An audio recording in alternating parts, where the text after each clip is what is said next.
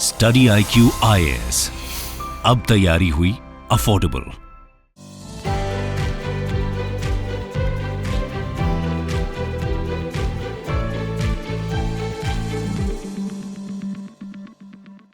नमस्कार दोस्तों, स्वागत है आप सभी का स्टडी IQ में। मैं हूं आपका दोस्त राहुल सायगांवकर। दोस्तों, आज हम हमारी इंटरनेशनल ऑर्गेनाइजेशन की डिस्कशन कंटिन्यू करने वाले हैं।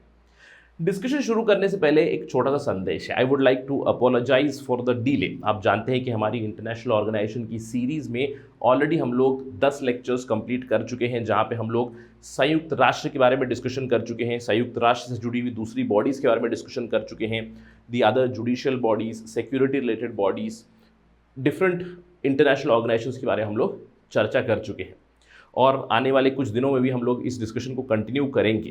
राइट, मुझे लगा था कि वापस जल्दी हम लोग डिस्कशन स्टार्ट कर लेंगे। In fact it was quite overwhelming. मुझे लगता है कि कम से कम 10 मैसेजेस तो आए होंगे एस्पिरेंट्स के, जिन्होंने पूछा कि सर आपकी इंटरनेशनल ऑर्गेनाइजेशन की सीरीज़ कब शुरू हो रही है। तो मैंने रिप्लाई भी किया था बहुत ही जल्द शुरू होगी। आपको पता है कि अगस्त की शुरुआत में इसको थोड़ा सा बैक बर्नर पे डाला गया because we were discussing mains 100, जहाँ पे मेरी ऑलमोस्ट 10 दिनों के लिए मेंस 100 की क्लासेस चल रही थी। लेकिन उसके बाद मैंने सोचा कि let us shift to the new format very soon, और इसी के चक्कर में मैं लग गया था। बट जैसे कि मैंने आपको बताया कि लेट मी बिगिन। अभी भी कुछ इश्यूज चल रहे हैं, specially with respect to recording. Live session की भी मैं टेस्टिंग अभी कर रहा हूँ। जल्दी हम लोग लाइव सेशन पे भी शिफ्ट होंगे, बट देर आए दुरुस्त आए, we will continue our international organisations discussions today, right. और आज हमारा लेक्चर नंबर 11 होगा। आज का हमारा डिस्कशन होगा लेक्चर नंबर 11, और यहाँ पे हम लोग चर्चा करने वाले हैं अबाउट दी मैरीटाइम बॉडीज। ठीक है, we are going to discuss about specific maritime bodies. यहाँ पे हम लोग कुछ एक स्पेसिफिक कन्वेंशन के बारे में बात करेंगे और उस कन्वेंशन से जुड़ी हुई कुछ इंटरनेशनल बॉडीज़ के बारे में बात करेंगे। एक जुडिशियल बॉडी भी है। मैंने आपको बताया था जब हमारी जुडिशियल क्लास चल रही थी, international organisations connected to judiciary, हम लोगों ने परमानेंट कोर्ट ऑफ आर्बिट्रेशन के बारे में बात किया, दूसरे सारे ICC के बारे में, ICJ के बारे में हम लोगों ने चर्चा की। तब मैंने आपको बताया था that we will be discussing one more body called as ITLOS, International Tribunal on Law of Seas। ये आज हम लोग डिस्कस ज़रूर करेंगे। तो आज हम लोग मैरीटाइम ऑर्गेनाइजेशंस के बारे में डिस्कशन करेंगे। So let us begin. आज का हमारा पहला डिस्कशन होने वाला है UNCLOS के बारे में। UNCLOS, UNCLOS है क्या? United Nations convention of law of seas. LOS मतलब लॉ ऑफ सीज, राइट। अब ये है क्या? Let us talk about UNCLOS। अब यहाँ पे यूनाइटेड नेशन है, तो आपको लग रहा होगा सर आपने संयुक्त राष्ट्र में इसकी डिस्कशन क्यों नहीं की। आपको थोड़ी देर में पता चलेगा वो। Let's begin and talk about UNCLOS। What is the meaning of UNCLOS? United Nations convention on law of seas. ये क्या है? ये एक इंटरनेशनल अग्रीमेंट है जो थर्ड UN कॉन्फ्रेंस में आया 1973 में। ऐसा डिसाइड हुआ कि हम लोगों को एक कन्वेंशन लाना चाहिए ताकि हम लोग लॉ ऑफ सीज बनाएं, राइट। और इवेंचुअली 9 साल बाद 11वीं कॉन्फ्रेंस में फाइनलाइज हुआ in 1982 UNCLOS, United Nations convention on law of seas. जब ये कन्वेंशन फाइनलाइज किया गया था, इसमें एक क्लॉज था कि 60 देशों को इसको रेटिफाई करना है। आपको पता है कि एक रेटिफिकेशन का क्लॉज जरूर होता है। रेटिफाई मतलब जिस किसी देश ने भी इसको एक्सीड किया, इसको माना, वो अपने पार्लियामेंट में, अपने संसद में इसको एक्सेप्ट करे। तो 60th नेशन ने रेटिफाई किया, गयाना बिकेम 60th नेशन, और इवेंचुअली 1994 में ये ट्रीटी एक्टिव हुई। आपको ध्यान देना है, UNCLOS एक्टिव हुई 1994 में, और इस ट्रीटी को साइन किया गया था जमैका में, और इसीलिए जमैका या इसका हेडक्वार्टर्स भी बन जाता है। आपको ध्यान रखना है। अब सवाल ये उठता है, ये है क्या? UNCLOS is basically law of sea treaty. अब आपके दिमाग में एक सवाल आ रहा होगा, सर ये लोग काम क्या करते हैं, इसकी जरूरत क्या पड़ी? Let us try to understand why was it needed, right. Now this map is going to explain you why it was needed. देखिए, कॉन्टिनेंट्स तो आपको दिख रहे हैं। This is North America, this is South America, Europe, Africa, Asia, Australasia, ठीक है। Land तो है, लैंड मास है। लेकिन अगर आप पूरा अपना ग्लोब देखें, मदर अर्थ को देखें, तो यहाँ पे जो भी आपको ब्लू कलर दिख रहे हैं, they are all water bodies. ये पानी की बॉडीज है। अब पानी पे क्या किसी की सरकार बनी हुई है? नहीं। अब पैसिफिक ओशन में क्या कोई रेगुलेटर है? नहीं। राइट। तो इसीलिए यानी कि ये जो ब्लू आपको दिख रही है water bodies, in water bodies को रेगुलेट करने के लिए या फिर इन वाटर बॉडीज के ऊपर नजर रखने के लिए, कंजर्वेशन के लिए, प्रोटेक्शन के लिए UNCLOS आया। That was the need of UNCLOS। अब एक और सवाल दिमाग में आता है, सर इतनी देर से इनके दिमाग में क्यों आया कि व्हाई डिड इट हैपन से इन 1994? क्योंकि नेविगेशन तो बहुत पहले से शुरू हुआ, right. We know about Magellan, we know about Vasco da Gama, we know about Christopher Columbus, इन्होंने अपनी नेविगेशन शुरू कर दी थी। तो उसके बाद रेगुलेशन इतना लेट क्यों हुआ? ऐसा नहीं कि रेगुलेशन लेट आया, आपको ये जानना है इससे पहले, अनक्लॉस से पहले अलग अलग कन्वेंशंस थे, अलग अलग तारीखों पे अलग अलग कन्वेंशन बने। जैसे कि convention on territorial C and contiguous zone था पहले, कन्वेंशन ऑन कॉन्टिनेंटल शेल्फ था, इसकी डेफिनेशन दी गई थी, कन्वेंशन ऑन हाई सीज एक था, convention on fishing and conservation of living resources था। तो अल्टीमेटली क्या किया गया, वर्ल्ड बॉडी दे केम टुगेदर, अनक्लॉस में 160 से भी ज़्यादा नेशंस साथ में आए और उन्होंने एक कन्वेंशन बनाया। They made a single convention, that is UNCLOS। 167 parties along with European union they came up और इन सारे कन्वेंशंस को क्लब किया और एक ही एक कन्वेंशन बनाया, दैट इज UNCLOS, UNCLOS को बनाया, right. So this is the history of UNCLOS। अब इस कन्वेंशन के तहत करते क्या है, ये जो 167 कंट्रीज है, यूरोपियन यूनियन है, पार्टी करते क्या है, देखिए नेविगेशन की लिमिट सेट करते हैं, डिफाइन करते हैं। जैसे कि मैंने आपको ये मैप दिखाया, इस मैप में लैंड एरिया तो है, अब जो कोस्टल कंट्रीज है जैसे कि ब्राज़ील हो गया, अब ब्राज़ील के कोस्ट को डिफाइन करना है, इसका कोस्ट कितना है, इनका खुद का एरिया कितना है, हाई सी का मतलब क्या है, इसको डिफाइन करने के लिए इस कन्वेंशन में चीज़ें बताई गई, यानी कि नेविगेशन की लिमिट सेट की गई। इसके अलावा आर्किपेलागो जो होता है, आर्किपेलागो की डेफिनेशन क्या होती है, आर्किपेलाजिक वाटर्स क्या होते हैं, इसकी डेफिनेशन भी इन्होंने दी। एक्सक्लूसिव इकोनॉमिक जोन क्या होता है, यानी कि एक देश के पास अगर कोस्ट है तो क्या वो अपने पानी में से मिनरल्स का फ़ायदा उठा सकते हैं, इसके लिए एक्सक्लूसिव इकोनॉमिक जोन्स बनाए गए। कॉन्टिनेंटल शेल्फ को डिफाइन किया गया, कॉन्टिनेंटल शेल्फ की जुरिस्डिक्शन को भी डिफाइन किया गया। इसके अलावा डीप सी बेड माइनिंग को रेगुलेट करते हैं, मरीन रिसोर्सेज को प्रोटेक्ट करना है, साथ ही साथ मरीन रिसर्च, मरीन R&D को भी प्रमोट करना है। ये सारी चीज़ें होती हैं UNCLOS के under. So that is why United Nations convention of law of seas is needed. अब सबसे इंपॉर्टेंट चीज़ UNCLOS ने क्या किया कि डिफाइन कर दिया चीज़ों को। जैसे कि आपने इस मैप में देखा होगा दैट एक कंट्री है, उस कंट्री का क्या एरिया होना चाहिए, उसका खुद का पानी कितना होना चाहिए, what is the meaning of internal waters, what is the meaning of territorial waters, इन सब चीज़ों को डिफाइन किया और ये डेफिनेशन दिया गया है UNCLOS के तहत ही। इसी में आपको डेफिनेशन मिलेगी इंटरनल वाटर्स का मतलब क्या है, यानी कि देश के आंतरिक पानी, देश का आंतरिक पानी कोस्टल एरिया से कितना होता है। आपका टेरिटोरियल वाटर क्या है, आपकी टेरिटोरियल वाटर्स में आपका जो कोस्ट गार्ड रहेगा, आपकी जो नेवी रहेगी, उनकी वहाँ पे सुपीरियरिटी चलेगी, यानी कि उनका कंट्रोल वहाँ पे चलेगा। यहाँ पे अगर किसी को आना है तो इनोसेंट पैसेज इज़ अलाउड, यानी कि अगर कोई शिप जा रही है इनोसेंट पैसेज कर रही है तो ठीक है, लेकिन दूसरी शिप्स आ रही है, जैसे समझ लीजिए चाइना की शिप इंडियन वाटर्स में आ गई, तो यहाँ तक नहीं आ सकती, यानी कि 12 नॉटिकल माइल्स के अंदर नहीं आ सकती। इसके अलावा आर्किपेलाजिक वाटर्स क्या होते हैं, कॉन्टिजियस जोन का मतलब क्या होता है, एक्सक्लूसिव इकोनॉमिक जोन का मतलब क्या होता है, इन सभी चीज़ों को डिफाइन किया गया है। इसके अलावा कॉन्टिनेंटल शेल्फ, ये सारी चीज़ें डिफाइन की गई। अब ये है क्या, right, let me show you small picture so that things become clear, right. अब जैसे कि मैंने आपको मैप दिखाया, अब फॉर इंस्टेंस अब ये है इंडिया की कोस्ट है।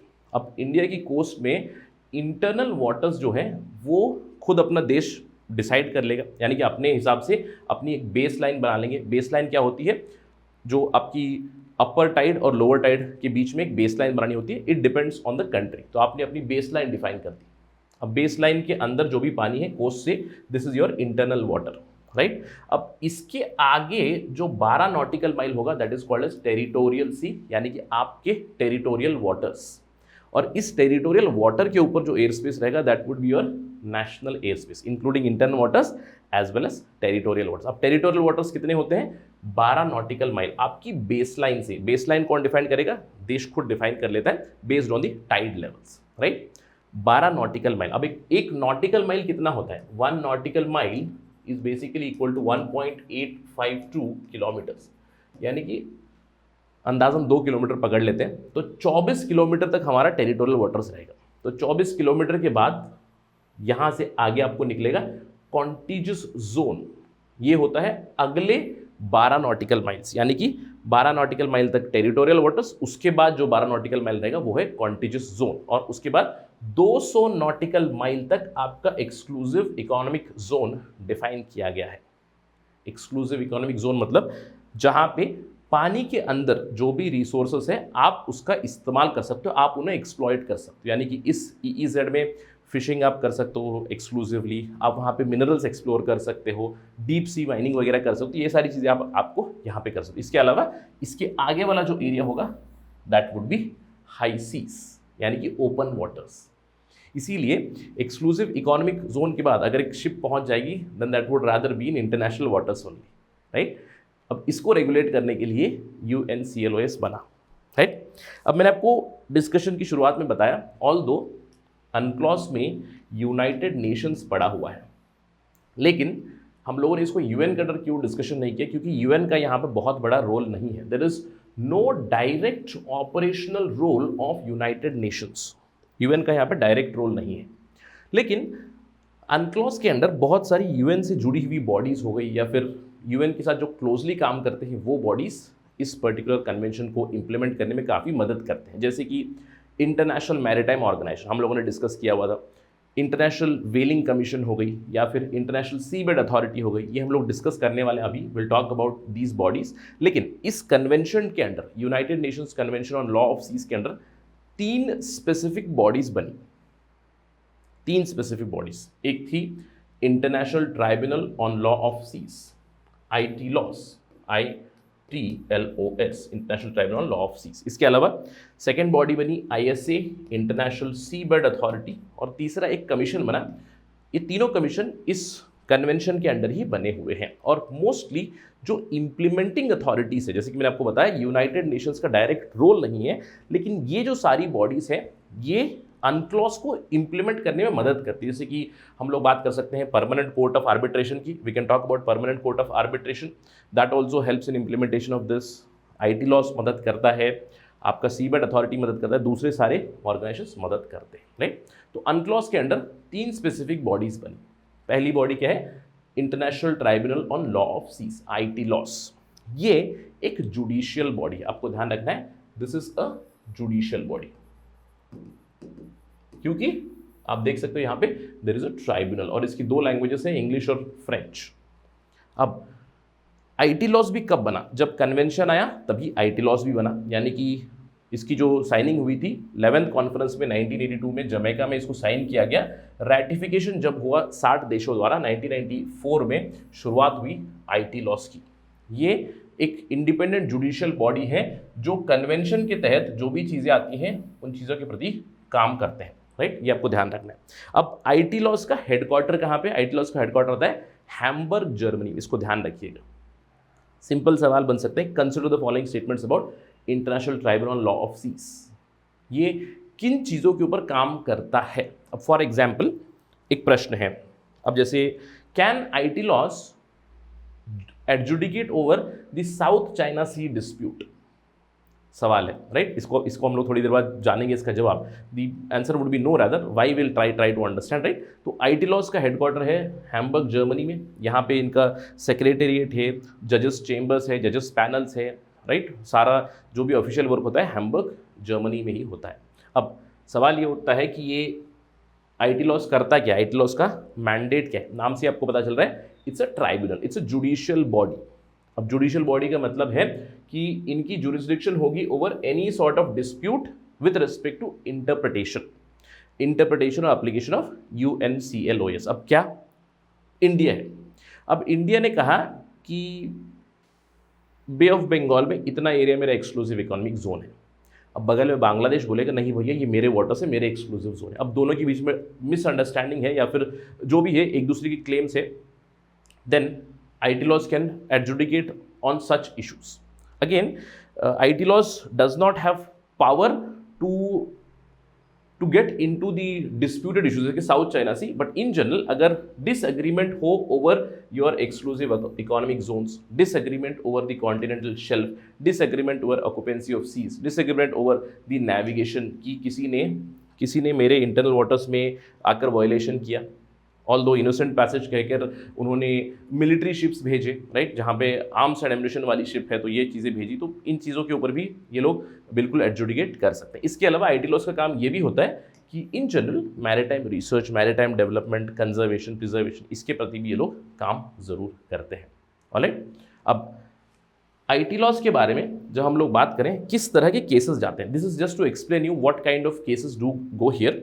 अब जैसे कि मैंने आपको बताया साउथ चाइना सी का डिस्प्यूट यहाँ पे थोड़ा सा टफ हो जाएगा क्योंकि प्रेजुडिस्ड मैटर है, अलग अलग दूसरी जगह पे भी पहुंचा हुआ, जैसे कि आईसीजे के पास अगर केस हो, क्योंकि आईसीजे की भी जुरिसडिक्शन होगी, international court of justice the Hague की, इसके अलावा परमानेंट कोर्ट ऑफ आर्बिट्रेशन। तो अगर प्रेजुडिस्ड मैटर है तो ये लोग नहीं लेते हैं, बट इन जनरल किस तरह के केसेस आते हैं आईटी लॉज के पास, आप यहाँ पे उदाहरण देख सकते हो। एक उदाहरण है स्विट्जरलैंड नाइजीरिया पे सान पादरे पियो का, या फिर एक क्लासिक एग्जाम्पल हुआ यहाँ पे मॉरिशियस और मालदीव्स का, dispute over delimitation of maritime boundary between Mauritius and Maldives, right. तो ये डीलिमिटेशन की इश्यूज हो गई, नेविगेशन से जुड़ी हुई इश्यूज। यहाँ पे एक स्पेसिफिक केस देखिए, केस नंबर 24, इसके ऊपर थोड़ा सा हाईलाइट जरूर कीजिएगा।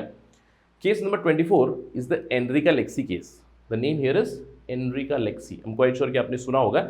यहाँ पे आप एग्जाम्पल देख सकते हो, it was a dispute between India and Italy. अब हुआ क्या, 2012 में Italian ship I off the coast of Kerala, near the coast of Kerala. Enrica Lexie उस शिप का नाम था, उसके ऊपर 2 नेवी के ऑफिसर्स थे, साल्वाटोर जेरोन, मसिमिलानो लटोर, 2 ऑफिसर्स थे। इन्होंने क्या किया, एक दूसरी फिशिंग शिप आ रही थी, केरला की फिशिंग शिप आ रही थी, उसके अंदर 2 केरला के मछुआरे थे, सेंट एंथनी उस शिप का नाम था, उनका जो शिप था मछुआरों का, उन पे फायर किया, उन दोनों फिशरमैन को मार गिराया। अब इसके बाद क्या हुआ, इंडियन नेवी ने स्वूप इन किया, उन दोनों ऑफिसर्स को एप्रीहेंड कर लिया, अरेस्ट कर लिया। तो 2012 में इंडिया और इटली के बीच एक डिप्लोमेटिक इशू शुरू हुआ, और ये जो डिप्लोमेटिक इशू है अलग अलग कोर्ट्स पे भी पहुंचा। इनफैक्ट 2015 में, 3 साल बाद 2015 में आईटी लॉज ने एक जजमेंट दिया था टू मेंटेन दी स्टेटस को। इन्होंने कहा था कि इंडियन कोर्ट्स में जो भी, देखिए ये जो इंसिडेंट हुआ उसके बाद भारत के कोर्ट्स में भी केस फाइल किया गया अगेंस्ट द इटालियन मरीज। इटालियन मरीज को अप्रीहेंड किया गया, इंडियन जेल्स में पड़े हुए वो, ठीक है।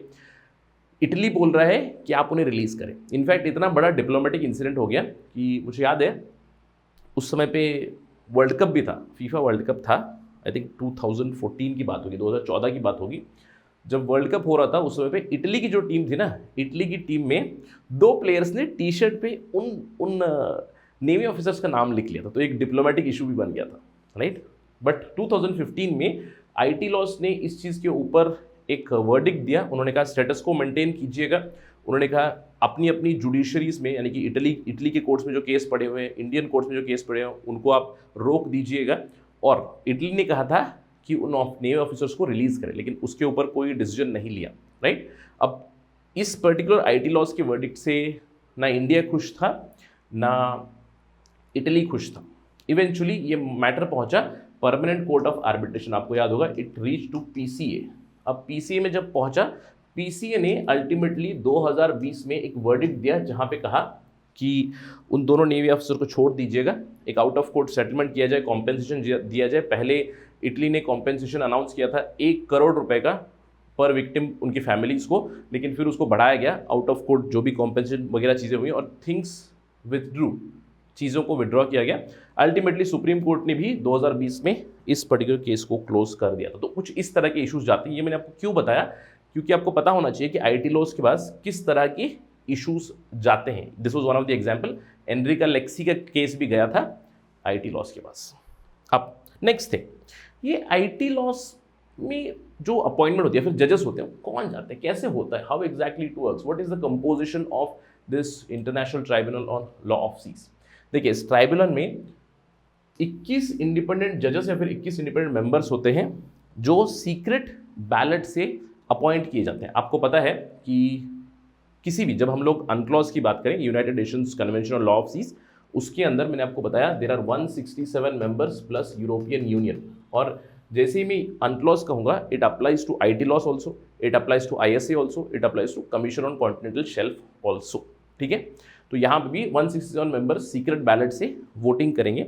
हर एक पार्टी, इंडिया भी यहाँ पे मेंबर है, हर एक पार्टी अपनी तरफ से 2 कैंडिडेट्स का नामांकन कर सकते हैं, लेकिन 21 जो जजेस रहेंगे उसमें से कोई भी 2 जजेस एक देश से नहीं हो सकते हैं, यानी कि 21 इंडिपेंडेंट जजेस would be there, would be appointed. No two members may be from the same nation or from the same state.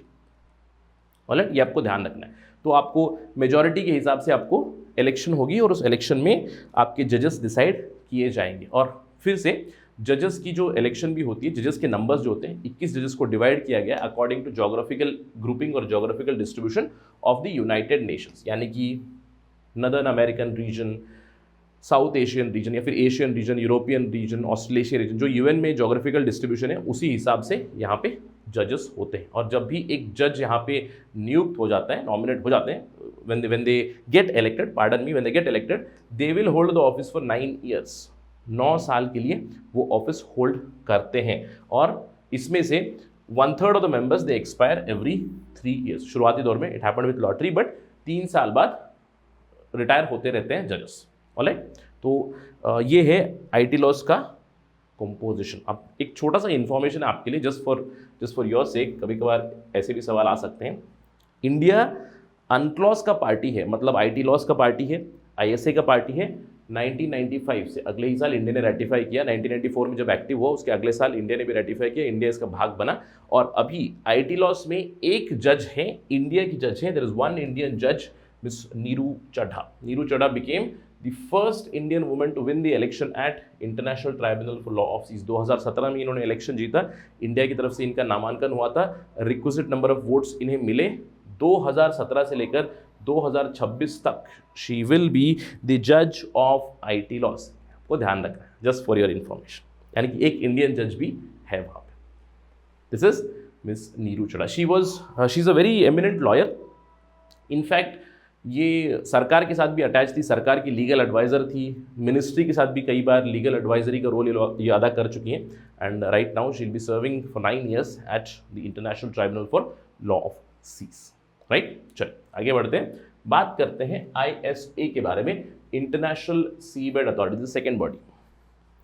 अब मैंने आपको बताया कि पूरा जो अनक्लॉज था, यूएन क्लॉज है, ये क्यों आया था. मैंने आपको मैप बताया, मैप में दिखाया आपको कि कॉन्टिनेंटल एरिया से जहाँ भी कोस्टल कंट्री से है उन पानी को आपको रेगुलेट करना है, इसीलिए अनक्लॉज आया. अब उन पानी को रेगुलेट करने के लिए specially with respect to mining other operations International seabed Authority आई. यहाँ पे भी आपको ध्यान रखना है 167 मेंबर्स तो हैं ही, प्लस यूरोपियन यूनियन है. They accept the jurisdiction of international seabed authority. तो सीबेड अथॉरिटी का काम है कि जो भी एरियाज रहेंगे, specially control as well as organisation of mineral related resources, इसके प्रति एक्टिविटी करता है इंटरनेशनल सीबेड अथॉरिटी. और आजकल ये काफ़ी चर्चा का विषय भी बना हुआ है. क्यों? क्योंकि पिछले कुछ सालों से हम लोगों ने देखा है कि डीप सी माइनिंग में काफ़ी इंटरेस्ट आ चुका है. इंडिया का भी डीप ओशन मिशन चल रहा है, जहां पे India is trying to exploit, हमारे खुद के एक्सक्लूसिव इकोनॉमिक जोन में हम एक्सप्लॉइट करने की कोशिश कर रहे हैं something called as polymetallic nodules. Right, PMN को हम लोग ये एक्सप्लॉइट करने की कोशिश कर रहे हैं, जहाँ पे डीप सी में छोटे छोटे आलू की तरह पत्थर मिलते हैं, उन पत्थरों से हम लोग अलग अलग मिनरल्स को एक्सट्रैक्ट करने की कोशिश कर रहे हैं. राइट, पॉलीमेटेलिक नोड्यूल्स की एक्सप्लॉइटेशन. अब ये जो आईएसए है, इंटरनेशनल सीबेड अथॉरिटी, इसका हेड ऑफिस भी आपको मिलेगा in Kingston in Jamaica. In fact ISA became a completely autonomous organisation 2 years later in 1996. और इनका जो प्रेमिसेस है जमैका में ही है. पहले ये basically UN Kingston office for law of sea था, अभी वो इंटरनेशनल सीबेड अथॉरिटी का ऑफिस बन चुका है आईएसए. अब सवाल ये उठता है कि आईएसए काम क्या करता है. जैसे कि मैंने आपको बताया, इंटरनेशनल सीबेड अथॉरिटी का काम है कि वो ऑर्गेनाइज करे, रेगुलेट करे और कंट्रोल करे deep sea mining activities, specially आपकी सी बेड एरिया में. अब ये सी बेड एरिया है क्या? What is a sea bed area? मैंने आपको बताया, अगर ये इंडिया है, आपको अपने इंटरनल वाटर्स आपने डिफाइन कर लिया. इंटरनल वाटर्स के आगे 12 नॉटिकल माइल क्या होगा? आपका टेरिटोरियल वाटर्स होगा. उसके आगे आपका 12 नॉटिकल माइल आप फिर से ऐड कर दो तो ये क्या बन जाएगा? आपका कॉन्टिजियस जोन बनेगा. उसके आगे, यहाँ से आगे आप 200 नॉटिकल माइल ऐड कर दोगे, सो 200 nautical mile would be your exclusive economic zone. अब जैसे ही आप इस EEZ के आगे चले जाओ, व्हाट इज दिस? हाई सी. अब यहाँ पे कौन रेगुलेट करेगा? यहाँ पे कौन रेगुलेट करेगा? It would be regulated by ISA। तो ISA का काम है कि मरीन एनवायरनमेंट को प्रोटेक्ट करे। अगर कोई देश है, कोई ग्रीडी देश है, मैं कहूँगा कोई देश चाइना जैसा देश है, तो उन्हें रेगुलेट करने की ज़रूरत है, because they are looking for more and more minerals, they are looking for more manufacturing, they are looking for more economic development. तो कंट्रोल करने की ज़रूरत है। टेक्नोलॉजी आपने डेवलप कर ली है कि हाई सीज में जाके आप कुछ एक्सप्लोरेशन कर रहे हो, तो वहाँ पे ISA will work. Deep seabed mining को रेगुलेट करते हैं, यानी कि माइनिंग हो, एक्सप्लोरेशन हो, मिनरल रिसोर्स का एक्सप्लोइटेशन हो, उसको रेगुलेट करना। इसके अलावा they do promote scientific research and they also promote R&D in terms of marine environment. अब रिसेंट टाइम्स में इंटरनेशनल सीबेड अथॉरिटी ने अवार्ड किया है 8 प्लेयर्स को कि वो अपने एक्सक्लूसिव इकोनॉमिक जोन्स में पॉलीमेटेलिक नोड्यूल्स को एक्सप्लॉइट करें। अब वहाँ पे इंडिया को भी मिला हुआ, जैसे कि मैंने आपको बताया, इंडिया का डीप ओशन मिशन चल रहा है। डीप ओशन मिशन के तहत we also want to exploit the polymetallic nodule. So India के अलावा दिस जर्मनी, रशिया एंड यहाँ पे ध्यान रखिएगा inter ocean metal joint organisation. इसीलिए मैंने यहाँ पे लिखा not 8 nations, please remember it is 8 players. उसमें एक ग्रुप भी है, inter ocean metal joint organisation. इसके अलावा साउथ कोरिया, चाइना, जापान और फ्रांस, इन्हें भी अवार्ड किया गया है कॉन्ट्रैक्ट्स 15 साल के लिए स्पेसिफिक जोन्स में, ताकि आप एक्सप्लॉइट करें पॉलीमेटेलिक नोड्यूल्स। ऑलराइट, अब ISA बेसिकली क्या क्या करता है, जैसे कि मैंने आपको बताया, इनका रोल है माइनिंग को रेगुलेट करना, डीप सी माइनिंग को रेगुलेट करना, एक्सप्लोरेशन को रेगुलेट करना, दूसरे देशों को कॉन्ट्रैक्ट्स अवार्ड करना, जैसे यहाँ पे किया गया।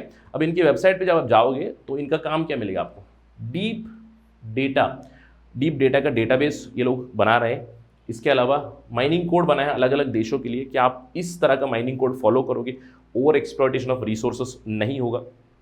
इसके अलावा protection of marine environment, of course promotion of marine scientific research, exploration के कॉन्ट्रैक्ट्स, ये मैंने आपको बताया कि 8 देशों का भी कॉन्ट्रैक्ट मिला है। इनफैक्ट अलग अलग देश और भी कॉन्ट्रैक्ट के लिए यहाँ पे अप्लाई कर चुके हैं।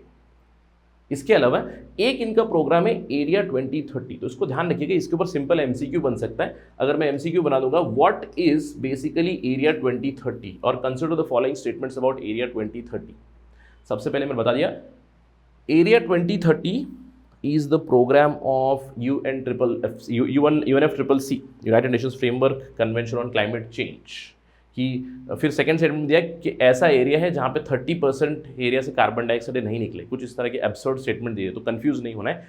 एरिया 2030 आपको ध्यान रखना है, it is a programme of international seabed authority, जहाँ पे ये 2030 तक हाई रेजोल्यूशन मैपिंग करने वाले हैं of the international seabed area. High resolution mapping करेंगे 2030 तक, ध्यान रखना है। इसके अलावा सस्टेनेबल सीबेड नॉलेज इनिशिएटिव है इनका, अलग अलग वर्कशॉप वेबिनार्स ये हैंडल करते हैं। वॉलंटरी कमिटमेंट्स जिस किसी देश भी हो यहाँ पे आप सबमिट कर सकते हो। इसके अलावा capacity development and training of other countries with respect to deep sea mining, ये भी करते हैं। अगर हम लोग ISA का स्ट्रक्चर देखें तो इंटरनेशनल सीबेड अथॉरिटी की सबसे मेन डिसाइडिंग बॉडी है असेंबली में 167 मेंबर्स प्लस यूरोपियन यूनियन, लेकिन इनकी डे टू डे वर्किंग के लिए इनकी काउंसिल बनी हुई है, दी ISA काउंसिल। इस ISA काउंसिल में 36 मेंबर्स हैं। 36 मेंबर्स को इलेक्ट किया जाता है, राइट। यहाँ पे इलेक्शन हो जाएगी, 4 ईयर का हर एक का टर्म होता है। जैसे ही वो खत्म हो उसके बाद फिर से इलेक्शन कंटिन्यू होता रहता है। इनकी वेबसाइट पे जाओगे तो आपको देखोगे कंटिन्यूसली अलग अलग देशों के नाम लिखे वहाँ पे, जब वो इस काउंसिल पे सर्व करेंगे। इस काउंसिल का जिम्मा क्या है, day to day working of ISA। इसके अलावा इनका लीगल टेक्निकल कमीशन बनी हुई है, इकोनॉमिक प्लानिंग कमीशन बनी हुई है, जैसे कि मैंने आपको बताया। It is all needed specially for deep sea mining के प्रति आपको डेटा डेवलप करना है, डीप सी माइनिंग के प्रति आपको रेगुलेशन डेवलप करनी है, अलग अलग कोड्स डेवलप करनी है, तो इस तरह की कमीशन आपको ज़रूरत पड़ेगी। सेक्रेटेरिएट किंगस्टन जमैका, यहाँ से काम करते हैं। इसके अलावा एक बहुत ही इंटरेस्टिंग डेवलपमेंट उनकी है एंटरप्राइज करके, ISA एंटरप्राइज, यानी कि इंटरनेशनल सीबेड अथॉरिटी का उनका खुद का एक ऑर्गेनाइजेशन, समझ लीजिए कि it's like a private organisation. जैसे अगर हम लोग इंडियन सरकार की बात करें, इंडियन गवर्नमेंट का PSU, पब्लिक सेक्टर एंटरप्राइज, जैसे उनकी खुद की कंपनी, वैसे ISA का एंटरप्राइज है। ये ISA का ओन माइनिंग ऑपरेटर करके इन्होंने डेवलप करने की सोची थी, लेकिन ऑल दो इसके ऊपर अभी तक अमल नहीं हुआ है। देखते हैं कि आगे क्या होगा। अगर इसके ऊपर कुछ डेवलपमेंट आएगी तो ज़रूर ध्यान रखिएगा इस पर। Keep an I over the Indian pardon me international seabed authority enterprise के बारे में, राइट। इसके अलावा आईएसए की जुरिस्डिक्शन क्या है? मैंने आपको वर्ल्ड मैप दिखाया था पहले। वर्ल्ड मैप में मैंने बोला जहाँ जहाँ ब्लू एरियाज दिख रहे हैं, पानी वाले एरियाज दिख रहे हैं, वहाँ पे आईएसए की अथॉरिटी रहेगी, आईएसए की जुरिस्डिक्शन रहेगी। तो यहाँ पे आप देख सकते हो आईएसए किस तरह के कॉन्ट्रैक्ट पॉलीमेटेलिक नोड्यूल्स के, पॉलीमेटेलिक सल्फाइड के, कोबाल्ट रिच फेरो मैंगनीज क्रस्ट के, इस तरह के कॉन्ट्रैक्ट जरूर अवॉर्ड करता है। और कई देश अभी फिलहाल एज ऑफ टुडे जब हम लोग चर्चा भी कर रहे हैं यहाँ पे, they are heavily interested towards this northern side, specially जो आर्कटिक का जोन है इस तरफ सभी की नज़र अभी हो चुकी है। स्पेशली रशिया हो गया, यूएसए हो गया, कनाडा हो गया, अलग अलग देश आर्कटिक के रिसोर्सेज को एक्सप्लॉइट करने की कोशिश ज़रूर कर रहे हैं, राइट। अब यहाँ पे अवार्ड कर चुके हैं अलग अलग एरियाज में। आप देख सकते हो ISA totally regulates 54% of the area of world oceans, यानी कि आधे से ज़्यादा जो पानी है वहाँ पे आईएसए की जुरिस्डिक्शन चलती है। अगर आपको वहाँ पे काम करना है तो आईएसए से कॉन्ट्रैक्ट अवार्ड कराना पड़ेगा। यहाँ पे एक स्पेसिफिक एरिया जिसके ऊपर मैं चाहता हूँ कि सारे एस्पिरेंट्स ध्यान रखें, वो है क्लैरियन क्लिपर्टन जोन। इसके ऊपर सिंपल एमसीक्यू बन सकता है, ये क्लैरियन क्लिपर्टन CCZ ये है क्या, राइट। ये Clarion fracture zone, Clipperton fracture zone, यहाँ पे क्या मिलता है? यहाँ पे अवार्ड किए गए अलग अलग देशों को आप यहाँ पे देख सकते हो। क्लैरियन क्लिपर्टन जोन में different countries have been awarded the contracts for exploiting polymetallic nodules and other resources. अब ये जो जोन है यहाँ पे कहा जाता है कि बहुत भारी मात्रा में आपको मिनरल्स मिलते हैं। नाम क्यों है ऐसा? क्लैरियन, यहाँ पे जो मेक्सिको है, मेक्सिको की जो रेंजेस है, क्लैरियन यहाँ से नाम आता है। क्लिपर्टन छोटे छोटे आइलैंड से यहाँ पे क्लैरियन क्लिपर्टन जोन नाम दिया गया है। तो यहाँ पे एक्सप्लॉइटेशन के लिए फॉर डिफरेंट कंट्रीज, मैंने आपको एक बॉडी बताई थी IOM, उन्हें भी कॉन्ट्रैक्ट मिला है कि यहाँ पे आप रिसोर्सेज को एक्सप्लॉइट करें। तो ध्यान रखिएगा, just for your information, a simple MCQ can be created over the Clarion Clipperton fracture zone, जहाँ पे countries are heavily interested in developing the polymetallic nodules, right. चलिए आगे बढ़ते हैं और बात करते हैं इस पर्टिकुलर ऑर्गेनाइजेशन के बारे में, क्योंकि हम लोग आईएसए के बारे में बात कर रहे हैं। आईएसए ने कॉन्ट्रैक्ट अवार्ड किया है, आईएसए ने कॉन्ट्रैक्ट अवार्ड किया है IOM को भी। IOM is not international maritime organization or anything like this. The name is Inter-Ocean Metal Joint Organization. ये एक इंटर गवर्नमेंटल कंसोर्टियम है, ध्यान रखना है। इसको एस्टैब्लिश किया गया था specifically, to exploit the mineral resources, deep sea mineral resources in the CCZ मैंने आपको बताया is basically the Clarion Clipperton zone in the north east Pacific. मैंने आपको मैप में भी दिखाया कहाँ पे आता है, ध्यान रखिएगा यहाँ पे। Please do not gate confused, यहाँ पे थोड़ा सा कंफ्यूजन आपको हो सकता है। This is North America, right. जो हम लोग जनरल मैप देखते हैं नॉर्थ अमेरिका इस तरफ होता है और आपको दूसरे देश मिलेंगे, मतलब कंफ्यूज नहीं होना है। Northern America, this is basically Asia, right, यानी कि this is the Pacific ocean, northern Pacific ocean. तो नॉर्थ ईस्टर्न पैसिफिक ओशन में क्लैरियन क्लिपर्टन जोन आता है, कंफ्यूज नहीं होना। इसकी लोकेशन से जुड़े हुए भी सवाल बन सकते हैं, राइट। तो यहाँ पे मिनरल्स को एक्सप्लॉइट करने के लिए एक ऑर्गेनाइजेशन सेटअप किया गया, inter ocean metal joint organisation, और इन्हें भी 15 साल के लिए एक कॉन्ट्रैक्ट मिला है, राइट। एक 15 year contract has been awarded to these people. अब यहाँ पे केवल एक देश नहीं है, इस ऑर्गेनाइजेशन में अलग अलग कंट्रीज हैं जो यहाँ पे मिनरल्स एक्सप्लॉइट करने की कोशिश कर रहे हैं। अभी फिलहाल इसके मेंबर्स हैं बल्गेरिया, क्यूबा, चेक Republic, Poland, Russian Federation and Slovakia. तो ये सारे कंट्रीज मिलकर under the aegis of IOM cooperate कर रहे हैं, कोलैबोरेट कर रहे हैं, ताकि क्लैरियन क्लिपर्टन जोन में एक्सप्लॉइट करें minerals, right. Please remember this information also. चलिए आगे बढ़ते हैं और बात करते हैं एक छोटे से कमीशन के बारे में। Late us talk about a commission, क्योंकि मैंने आपको बताया था अनक्लॉज के अंडर 3 बॉडीज बनी थी। पहली बॉडी मैंने आपको बताया ITLOS, international tribunal law of seas, दूसरी बॉडी इंटरनेशनल सीबेड अथॉरिटी, तीसरी बॉडी है एक कमीशन बनी है, commission on the limits of continental shelf. अब ये एक अनक्लॉज के अंडर कमीशन बनी हुई है। इस कमीशन का पर्पस क्या है आपको ध्यान रखना है, नाम से पता चल रहा है कॉन्टिनेंटल शेल्फ, राइट। मैंने आपको बताया इंडिया के कोस्ट में अगर हम लोग बात करें, ये जो बाउंड्री है, हम लोगों ने हमारा बेसलाइन डिफाइन कर लिया, पार्डन माय ड्राइंग दो बेसलाइन डिफाइन कर दिया। बेसलाइन के बगल में टेरिटोरियल वाटर्स के बगल में आपको कॉन्टिजियस जोन यहाँ पे आप एक्सटेंड करोगे 200 नॉटिकल माइल्स के लिए, तो क्या मिलेगा आपको, आपका एक्सक्लूसिव इकोनॉमिक जोन। अब इमेजिन कीजिएगा कि इंडिया चाहता है कि हम लोग इस एक्सक्लूसिव इकोनॉमिक जोन के आगे भी हमारे एरिया में जो कॉन्टिनेंटल शेल्फ आता है वहाँ पे हम लोग एक्सटेंशन कर लें और वहाँ के रिसोर्सेज हम एक्सप्लॉइट करें, क्योंकि ये इंडियन कोस्ट की कॉन्टिनेंटल शेल्फ है। इस तरह का अगर हमारा रवैया रहा या फिर इस तरह की हमारी इंटेंशन रही तो क्या करना है, हमें अप्लाई करना है इस कमीशन को, और इस कमीशन का पर्पज़ ही यही है कि कोई देश अगर चाहता है कि आपके एक्सक्लूसिव इकोनॉमिक जोन को आप बढ़ाना चाहते हो टुवर्ड्स द कॉन्टिनेंटल शेल्फ, यहाँ पे अप्लाई कीजिएगा। They will consider the data, they will consider the material submitted. Coastal states जो है, जैसे इंडिया, मैंने आपको उदाहरण दिया, चाहता है हमारा एरिया बढ़ा ले तो यहाँ पे सबमिट करें, ये देखेंगे, असेस करेंगे, डेटा को स्टडी करेंगे, और उसके बाद अगर आपकी जो एप्लीकेशन है उसमें मेरिट बनता है, then you will be able to exploit things in your continental shelf also. इस कमीशन का एक और जिम्मा भी है कि देशों को मदद भी करें। जैसे इंडिया को मदद करना है, टेक्निकल एडवाइस, साइंटिफिक एडवाइस भी देंगे with respect to application. Such data अगर आपको अप्लाई करना है तो वो मदद भी कर देंगे, राइट। तो इसीलिए कमीशन बनी है स्पेसिफिकली, नाम से आपको ध्यान रखना है, commission on the limits of continental shelf. हमारे एक्सक्लूसिव इकोनॉमिक जोन को बढ़ाना है तो यहाँ पे हम अप्लाई कर सकते हैं, हमारी लिमिट हम लोग बढ़ा सकते हैं। Clear, right. Let's move on, talk about our news, right. Let's move on and talk about the news. News ये है कि हाल ही में commission on limits of continental shelf की मीटिंग हुई, 5वां सेशन हुआ न्यूयॉर्क में। आपको ध्यान रखना है कुछ ही महीनों पहले हुआ है, 3 जुलाई 2022 को, और यहाँ पे अलग अलग लोगों ने एप्लीकेशन दी। ध्यान रखिएगा, यहाँ पे इंडिया की भी एप्लीकेशन गई है, right. From Indian side I did mention you that there are many countries who have made application with respect to extension of their particular area, and there has been an application from India also, जैसे कि Brazil ने किया है, Russian federation ने किया है, India ने भी किया है। यहाँ पे आप देख दो, लास्ट में इंडिया का नेम है, I was trying to find that name, right. India ने भी एप्लीकेशन की हुई है, तो इसको स्टडी करेंगे कमीशन। आपको ध्यान रखना है यहाँ पे फिर से prejudice matter relating to delimitation, ये कमीशन को आप अप्लाई नहीं कर सकते। यानी कि अगर कुछ मैटर है जो इशू में, तो यहाँ पे आप एप्लीकेशन नहीं कर सकते, आपकी एप्लीकेशन खारिज हो जाएगी।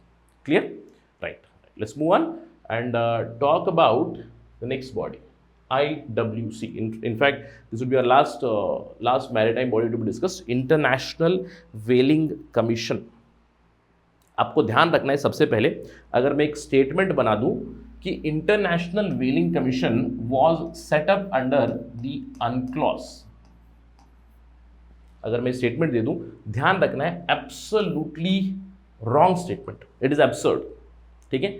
IWC, इंटरनेशनल व्हेलिंग कमीशन, UNCLOS के अंडर नहीं बना है। सबसे पहली चीज आपको ये ध्यान रखनी है। अब ये किसके अंडर बना है, स्पेसिफिकली इनका खुद का एक कन्वेंशन है, इंटरनेशनल व्हेलिंग कमीशन IWC, एक इंटर गवर्नमेंटल ऑर्गेनाइजेशन है जो बेसिकली व्हेलिंग को रेगुलेट करते हैं। अब व्हेलिंग क्या होता है, फिशिंग क्या होता है, जब आप फिश कर रहे हो, पानी में जाओगे, आपने एक नेट डाला है, फिश को पकड़ रहे हो, fish basically as a resource आप एक्सप्लॉइट कर रहे हो, फिश की जगह पे वेल कर दो, वेलिंग बन जाएगा, राइट। अब आपके दिमाग में सवाल आ रहा होगा, सर वेल क्या करते हैं हमारे यहाँ पे पता नहीं होगा, शायद हम लोग ज़्यादा वेलिंग नहीं करते, India is not very prominent with respect to whaling, but बहुत सारी दूसरी कंट्रीज है जो वेल को एक्सप्लॉइट करते हैं, वेल एज अ फूड, और स्पेशली वेल का जो ब्लबर होता है, राइट, वेल के जो पेट में होता है, वेल के जो पेट के नीचे जो होता है, बहुत ही फैटी डिपोजिशन होती है। एक तो वेल को खाते में, whale as a product, meat product, right. इसके अलावा जो ब्लबर मिलता है, वेल के पेट के नीचे ब्लबर मिलता है, that blubber is very very useful. In fact ये कहा जाता है, आपने सुना होगा ओमेगा-3 फैटी एसिड, या फिर अपनी fish liver oil, cod liver oil, वैसे ही वेल ऑयल भी मिलता है। Well oil is very very famous. तो एक ब्लबर, अगर आप बड़ी वाली वेल पकड़ो, आप ब्लू वेल या फिर स्पर्म वेल पकड़ो, तो उसके नीचे जो ब्लबर निकलता है उससे कई सारी बॉटल्स आपको ऑयल की मिल जाती है, and oil is used as a resource. तो इसलिए whaling is very prominent, specially Japan हो, US हो, कनाडा हो, यहाँ पे वेलिंग काफ़ी प्रोमिनेंट होती है। अब आप वेलिंग एक्स्ट्रॉर्डनरी करोगे तो वेल्स खत्म हो जाएंगे। तो वेल की हंटिंग को रेगुलेट करने के लिए, whale as a maritime resource को रेगुलेट करने के लिए इंटरनेशनल व्हेलिंग कमीशन आई हुई है। और ये जो कमीशन आई है, it is set up under the international convention for regulation of व्हेलिंग, और ये कन्वेंशन खुद ही आया था 1946 में। इसका इतिहास भी है, इससे पहले भी कुछ कन्वेंशन या फिर कुछ अग्रीमेंट्स आए थे, but eventually world war II के बाद ये डिसाइड किया गया कि वेलिंग को रेगुलेट किया जाए, इसलिए 1946 में इस कन्वेंशन के तहत इंटरनेशनल वेलिंग कमीशन को सेटअप किया गया। इसका हेडक्वार्टर्स आता है इम्पिंगटन इन UK, इम्पिंगटन या फिर आप कैम्ब्रिज भी कह सकते हो, नियर कैम्ब्रिज, इम्पिंगटन UK। अब इंटरनेशनल वेलिंग कन्वेंशन, जैसे कि मैंने आपको बताया, इनका काम है कि रेगुलेट करे वेलिंग को। अगर कोई देश है जो वेलिंग को एक्सप्लॉइट कर रहा है, यानी कि वेलिंग की बहुत ज़्यादा फिशिंग चल रही है, वेलिंग चल रही है, तो उसे रोके, इस तरह की चीज़ करते हैं। 1946 में डेवलप हुआ था, राइट। यहाँ पे आपको ध्यान रखना है, इससे पहले भी कुछ कन्वेंशन थे, कुछ बॉडीज, जैसे कि 1931 में जिनेवा कन्वेंशन आया था फॉर रेगुलेशन ऑफ वेलिंग। उसके बाद एक और बॉडी बनी थी 1937 में, International Agreement on Regulation of Whaling. इन सभी चीज़ों को मर्ज किया गया और अल्टीमेटली 1946 में कन्वेंशन के तहत इस पर्टिकुलर बॉडी को बनाया गया ताकि सस्टेनेबल सब्सिस्टेंस वेलिंग प्रैक्टिसेस चले पूरे विश्व में।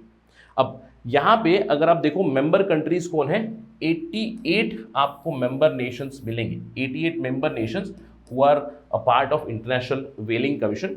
अब इनका मैंडेट क्या है, I have already told you, mandate क्या होगा, वेलिंग को रेगुलेट करना है। तो जहाँ जहाँ वेल्स मिलते हैं उन एरियाज को रेगुलेट करना है। कैसे रेगुलेट करेंगे, कैच लिमिट सेटअप करेंगे कि इतने महीनों में या फिर इतने दिनों में, इतने महीनों में, इतने साल में आपको इतने ही वेल्स कैच करने हैं।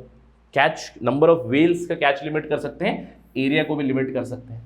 इसके अलावा कोई देश है जिन्होंने एक सबमिशन की हुई IWC को कि इस पर्टिकुलर एरिया को मैं एक वेल सैंक्चुरी बनाना चाहता हूँ, तो डेजिग्नेशन ऑफ वेल सैंक्चुरी भी इनका काम है।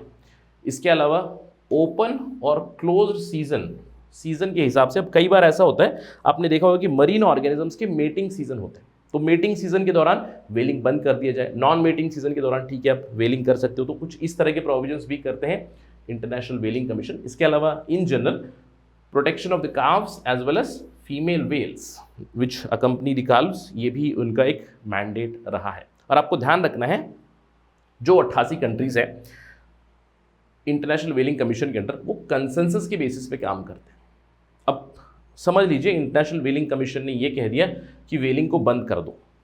अब कंसेंसस पे जो जो देश मानते हैं तो मानेंगे, लेकिन अगर कोई देश नहीं मानेगा तो IWC के पास कोई पावर नहीं है कि उन्हें रोके। ध्यान रखिएगा, आपको IWC works on the basis of consensus, it has no ability to enforce its decisions. अपने डिसीजंस को एनफोर्स करने का इनके पास पावर नहीं है, प्लीज रिमेंबर दिस। इसके अलावा let us talk about some important information, क्योंकि पिछले 2-3 सालों में जो डेवलपमेंट हुई है उसको थोड़ा सा ध्यान रखते हैं।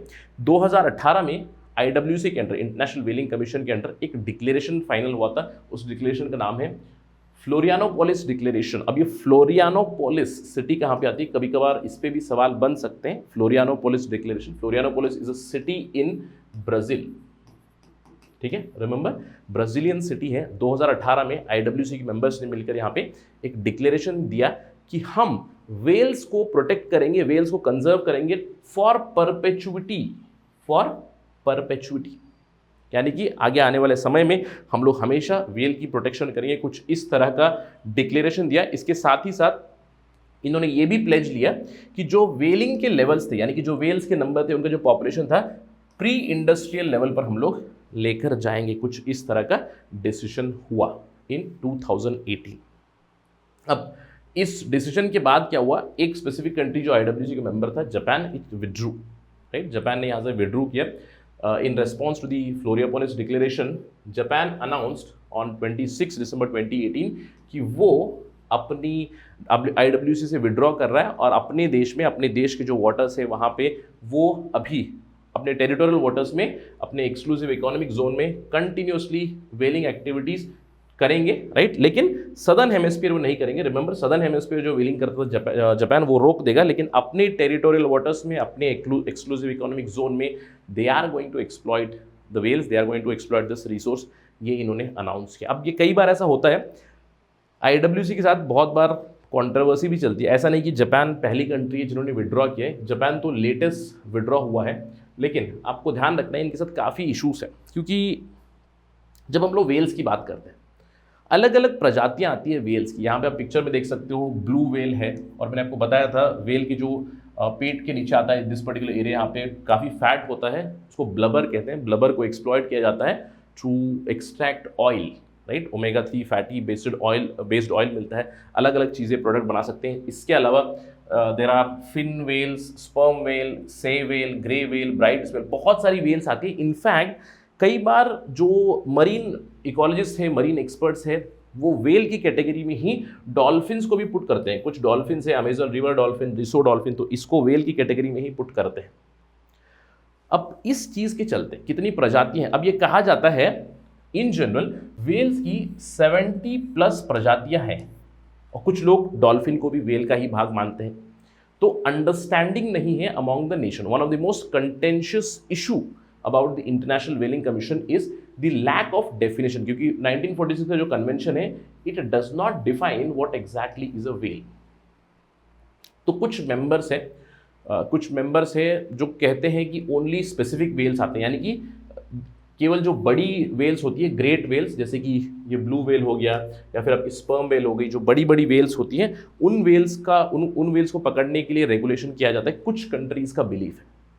और जैसे कि मैंने आपको बताया IWC के पास उनकी जो रूल्स रेगुलेशंस, उनके डिसीजंस है, उसको इंप्लीमेंट करने की ताकत नहीं है, कंसेंसस की बेसिस पे चलता है। तो कुछ कंट्रीज जो ये बिलीव करती हैं बड़ी बड़ी वेल्स को नहीं पकड़ती है, छोटी वेल्स को पकड़ लेंगे, डॉल्फिन्स को पकड़ लेंगे। लेकिन कुछ दूसरे मेंबर्स हैं, I would say more liberal kind of countries जो मेंबर्स हैं यहाँ पे, वो बिलीव करते हैं कि यहाँ पे छोटे छोटे डॉल्फिन्स हो, जो भी प्रजातियाँ वेल्स की सारी IWC के अंडर आती हैं, और इन सभी को प्रोटेक्ट करना बहुत ज़रूरी है।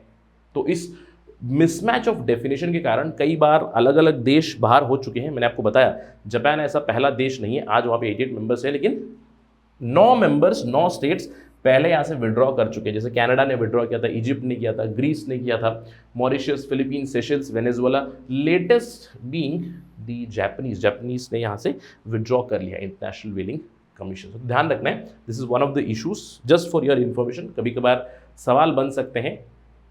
Consider the following statement about international whaling commission. First statement, International Whaling Commission has been set up under United Nations Convention on Law of Seas. गलत स्टेटमेंट है, ठीक है। इसके अलावा जापान वहाँ से विड्रॉ हो चुका है, जापान इज अ मेंबर बताया जाता है, या फिर आपको डेफिनेशन दिया जाएगा ऑल वेल्स या फिर all type of whaling is regulated under the IWC। गलत स्टेटमेंट है, क्योंकि एक तरह का डेफिनेशनल कन्फ्यूजन ही है यहाँ पे कि कौन सी वेल हो, डॉल्फिन कौन सी वेल है जिसको हम लोग रेगुलेट कर रहे हैं। कुछ कंट्रीज़ का बिलीफ ये है, कुछ कंट्रीज़ का बिलीफ ये है, इसकी वजह से काफ़ी ज़्यादा प्रॉब्लम्स हो जाती हैं with respect to IWC, right. Please remember this particular data, right. So basically this was our discussion about the maritime bodies, right, maritime international organizations। तो अगले क्लास में हम लोग ज़रूर चर्चा करने वाले हैं दूसरे रीजनल ऑर्गेनाइजेशन के बारे में। हम लोग बात करेंगे रीजन वाइज, यूरोप की bodies, Asian bodies, African bodies, right, European bodies, अलग अलग बॉडीज़ हम लोग डिस्कशन करेंगे रीजनल ऑर्गेनाइजेशन के बारे में, right. This was about the international maritime organisation, right. And do remember, अगर आपको ये डिस्कशन पसंद आया है, अगर आप मुझे फॉलो करना चाहते हैं, you can follow me on the ID Rahul Sai 222। मेरा फेसबुक हो, इंस्टाग्राम हो, टेलीग्राम चैनल हो, इसी ID से हैं। इस टेलीग्राम चैनल पे आपको इस प्रेजेंटेशन की PDF अवेलेबल करा दी जाएगी। इसके अलावा अगर आपको कोई डाउट है, कोई समस्या है, कंप्लेंट है, फीडबैक है, जो भी चीज़ है, you can directly message me on Instagram. I do respond on weekends, right.